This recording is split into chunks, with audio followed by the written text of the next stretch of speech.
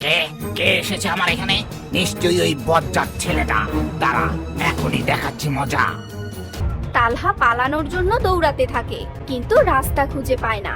গোলক ধাঁধার মতো সেই পুরনো অট্টালিকার মধ্যে ঘুরপাক খেতে থাকে।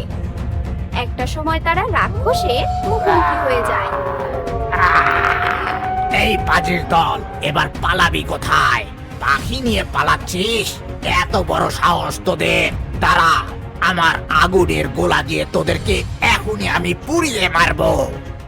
তখন রাক্ষস রেগে গিয়ে তার জাদু শক্তি দিয়ে তালহার দিকে আগুনের গোলা নিক্ষেপ করে। পাখিটা জানতো এই আগুনের গোলা তালহার গায়ে লাগলে সে আর বাঁচবে না।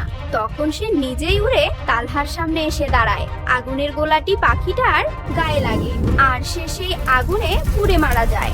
আর রাক্ষসের প্রাণ যেহেতু এই পাখিটার ভিতরে লুকানো ছিল, তাই পাখির সাথে রাক্ষসেরও মৃত্যু ঘটে। মরে গেলাম রে! মরে গেলাম রে!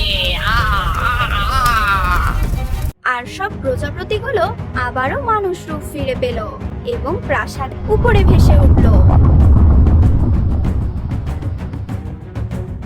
সবাই সেটা থেকে বেরিয়ে এলো।